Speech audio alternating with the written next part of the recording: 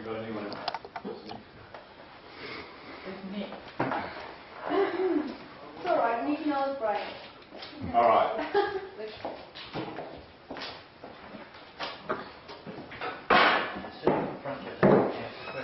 right. Doing a test afterwards. Well, welcome to the fifth of the afternoon lectures. I think most of you know Brian quite well, but for those of you who don't, this is Brian Deagon. Brian has been a kind of a part of the studio, I think, since the beginning, since the outset. And so, just in terms of Brian's background, he was, you've pretty much always been a practicing artist, or you were a practicing artist from early on, and you did high school art teaching. So Brian started off in a very much an abstract type of way, and was involved with along the way involved with a lot of Aboriginal artists, and spent a fair bit of time in the Northern Territory, and before I think you said you took a while off from painting at one stage. Well, yeah. How long is it? Oh, just a couple of minutes. But I think, and then Brian was saying you sort of saw the light and discovered that really you wanted to go back to representation and drawing. So that's now. What else do I say about you? Oh yes, Brian has a show coming up in, it's 3 weeks. What's the date of your 20th? Opening night is July. So you'll see. I don't know, he's the gallery director. It's the 20th. Yeah. At the Archaeology Gallery in Petrie Terrace. So I think that's just about all I have to sort of say. I think you can fill us in on everything else. But so just a reminder, if you could switch your mobile phone off or put it on silent. And also, just as far as questions go, just to keep it rolling along, probably short points of clarification are probably okay, but if you could just leave your questions until the end, and I'll just try to keep track of of sort of who's in line, I guess. So when people put up their hand, I'll try to keep track of who's up next and that sort of thing. So so that we can kind of keep it fair in that way. So without further ado, I will let you go. Right. Just have a read this.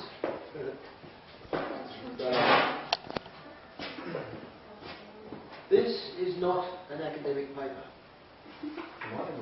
Hopefully it's more entertaining than accurate, and I won't be quoting my sources, and I haven't checked them. Other than to say that most of it's derived from Colour and Humorism by Don Pavey, which is a collection of essays which rambles roughly chronologically from Greece to the special rainbow palette of the 19th century. In a paper posted on Facebook by Nick Shepherd, which proposes a theoretical framework for art criticism by Ken Wilbur, he gives a useful summary of the theories. It's important always to remember that all theories are constructs which attempt to describe what we do. They are not, and probably never can be, descriptions of what we actually do, or even more disastrously, prescriptions for what we ought to do. Take all theories with a pinch of salt.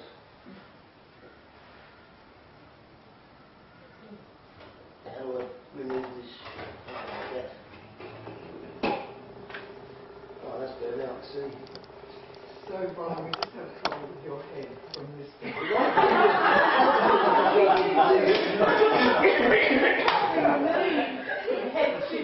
Can you see that, Jack? What's his name? Just a little bit further. That's Oh, please, despite what Scott had to say, please feel free to interrupt. In a blog to Devia, I pointed out that we've collected flowers, shells, seed pods, rocks and gem since forever, simply because we like them. But there's something odd about showing someone a lovely smooth rock you've just picked up. If you ask, what does it mean? As soon as we ask, what does it mean, we're in deep trouble. The pretty rock or the shell has become art, and we feel somehow that we have to account for picking it up. Meaning can reside in several places.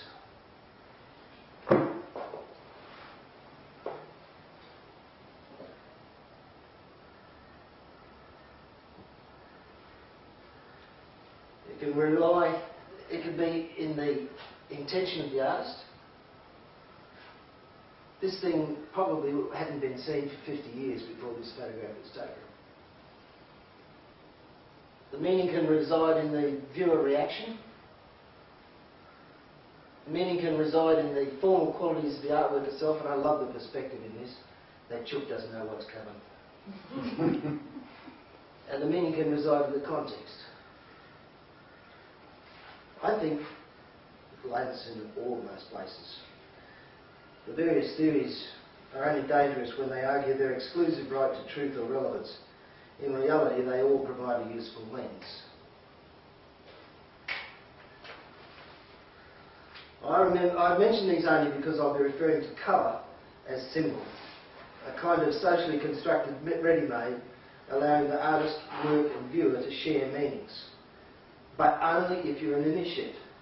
As you'll see, meanings shift over time and across cultures, or meanings are lost, but the symbols remain. There's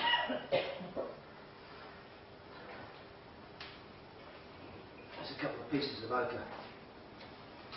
I'm surprised often at how many people haven't actually handled this stuff.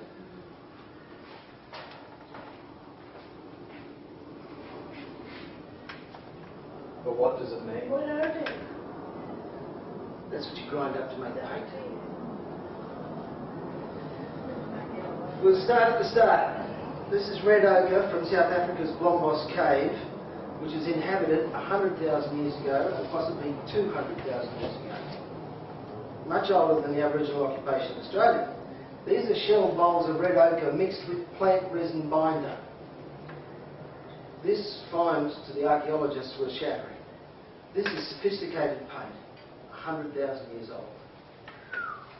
Red ochre never seems to have had an economic use, but right from the beginning was ceremonial, and I believe it was symbolic blood, or spirit blood, the blood of the earth. Not all ochres are the same though. Queensland Aborigines would send young men to southwest Australia to get a very deep blood red ochre that glittered with mica. That's a long way to go to get some makeup. That doesn't make any practical sense. Bones coated in red ochre make no practical sense either. The occurrence of this practice is all but global and may have been used by other human species as well, such as Neanderthals. Red ochre was used worldwide in rock art, and incidentally, the caves of Lascaux were really hard to paint, in the dark and high on ladders. This was not wallpaper for the ensuite, but part of a magical process. Once created, these paintings lived in silence and in the dark, witnessed only by the Earth Mother. European cave art is recent, only 20,000 years ago. In all cases, it's a peculiar fact that images of man are more abstract than animals, and landscape even more so. I'd like you to note Marlingel's use of a white as well as the red. He uses a white undercoat underneath all that hatching. I'm reminded of the painting of sacred images to restore their power by Baudelaire.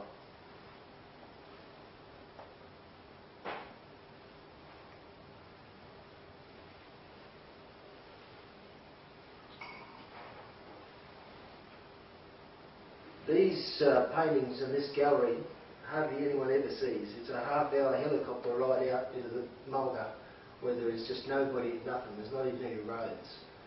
And it's one of the greatest galleries of rock art in the world, and hardly anyone ever sees it. If you have a look at it, you'll see Baudelaire has smeared white over the surface, obliterating some of the previous images. These are probably some of the last magical images to be painted to keep the creation going. I'm reminded too of the ceremonial sculpture tossed on the scrap heap because its magic was all used up. A new one was needed. For our Aborigines, the first step in painting a bark after flattening the bark is a coat of red blood. Painting rock is another matter. We've already noted Mulligan's white underpainting following the preparations used in rock art, although this white seems to be a recent innovation. I've no reason to think that early man thought any differently from Australian Aborigines, and this includes a preoccupation of all that goes into or out of the body. Blood, semen, mucus, urine, sweat, faeces, food are the stuff of stories of the creation ancestors. After the red blood, the design's blocked in white, which is the semen of the rainbow serpent, then decorated with yellow ochre, which is the fat of the land, and black, the skin of the people, and red, the blood. Can you say something? Yeah, please. Can you say that part again? Each colour, what they are? Oh, right. White is the semen of the rainbow serpent. Yes. Yellow is the fat of the land. You know, when you get an animal and you catch it and you open it up and it's been a good season, the yellow of the fat is very, very clear. It is really yellow, not white like the meat we get. And black, which is the skin of the people, and the red is the blood. Okay. I never realised the power of body painting and costume until I saw dancers on the other side of the fire. The designs become disembodied. Black skin against black night. The spirits truly do dance. And so here, we've arrived at the earliest palette, the tetrachrome palette. Yellow, red, black and white. It's almost universally available, looks good on any colour skin, is permanent and actually forms a simple table scale. Now if you use a blue-black, you can potentially mix the mixtures of the primary red, yellow and blue. Why mixtures are not used in many cultures is a really interesting point. It would seem that no symbolic meaning has attached itself to the mixtures, the pinks, the purples, the apricots and the greens. But it's like asking why Aborigines or American Plains Indians didn't invent the wheel. Conjecture is all we've got. And this remains the basic palette. Uh-oh. I don't know what happened there.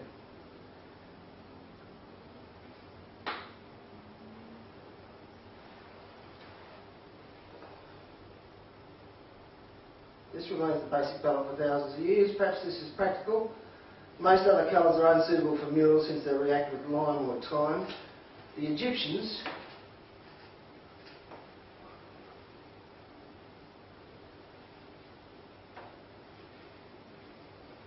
this is Knossos.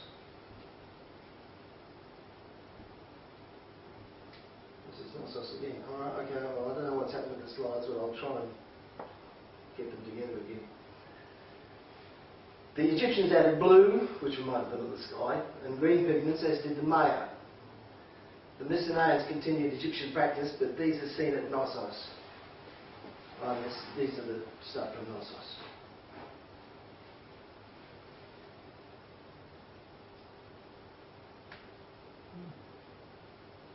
Knossos is in Greece. Sorry?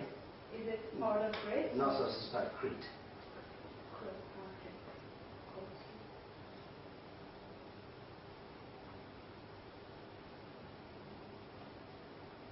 Interesting use of reds and blues.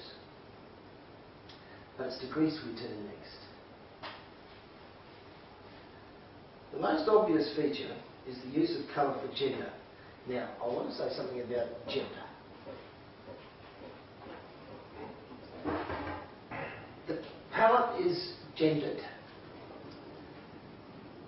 The white, red, yellow and black are basic, powerful, strong, male, primary. The secondary colours are considered to be delicate, decorative, weak, female. Oh. Now, you can be offended, but I'm telling you what has been the belief for most of human history. Right? So you can keep that in your mind, because we keep coming back to a distinction between the basic palette and the mixture palette. It keeps returning.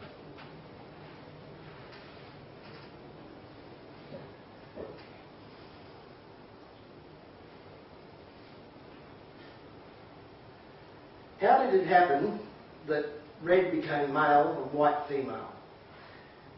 The Eleusinian ceremonial drama was white against black, light against Stygian gloom, creation versus destruction. Older Mesopotamian religions, for example Zoroastrianism and Hindu, saw this polarity which found its way to China in the yin and yang. The light of Apollo, the sun, set against the blue-black of the goddess of night. But this ignores the moonlight, and the drama in the end gave the white to silver Seville. To Juno as a white cow, to Artemis, the shining huntress of the night. Vestal virgins wore white veils, matrons wore white to sacrifice to Proserpine, and in Athens white was the symbol of joy, innocence and purity. By some social process of osmosis, named after Osmo and his twin brother Gizmo, white became the colour of the female figure. Don't believe anything I say.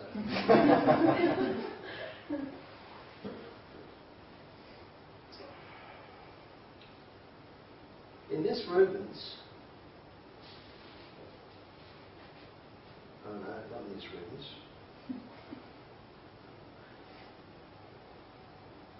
You see the use of the tetrachrome palette, the red in Apollo's robe, the white of the female skin, the redness of the male skin. That's a testament to how powerful the tetrachrome palette is and how long it has lasted.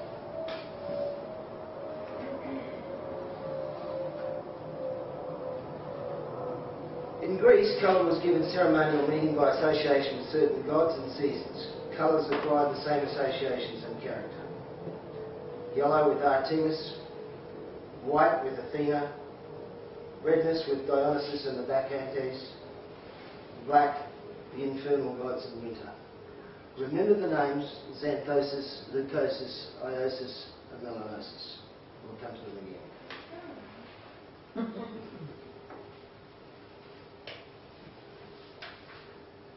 Black was the symbol of affliction. At death, souls disappeared into the blue. Black, blue and purple were associated. Possibly this had something to do with the Greek belief that all colours were derived from black and white, as we well know. Black clothes reflected melancholy, and Aegisthus took the black sails of Theseus as a portent of failure and death. In redness we see the Promethean principle of fire and heat. Eros was red, born from a silver egg in the lap of darkness. Now the hot yellows and reds, the colours, were produced from tiny flames suspended in the atmosphere and perceived by fire pores in the eyes. You've got to credit the Greeks at least with understanding external stimulus and internal receptor. They got that part right. We're close to the Greek atomic notion that all things are derived from earth, air, fire and water, but it would be tempting to link these with the four colours, but it seems this didn't happen.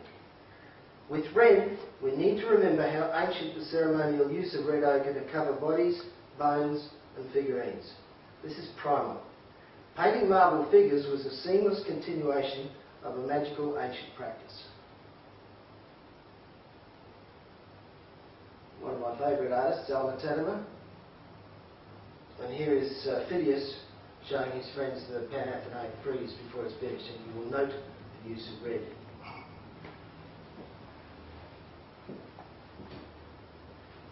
Red was not so much good or bad as powerful. It's the colour of circumcision, menstruation, birth and sacrifice. Phallic figures and mother goddesses alike were smeared from Paleolithic times. The Aztecs got a little extreme. Red is sacred and accursed. Later, in European languages, red and beautiful have similar meanings. Rouge, ruddy. The red-headed Vikings, who were Constantine's personal bodyguard, the Rus, gave their name and colour to the country Russia, the Reds, as late as Byzantium. It's impossible to overemphasise the importance of red as a continuous symbol of power, and it continues in China today. Somehow, thanks to Osmo and Gizmo, red became the colour of the male figure.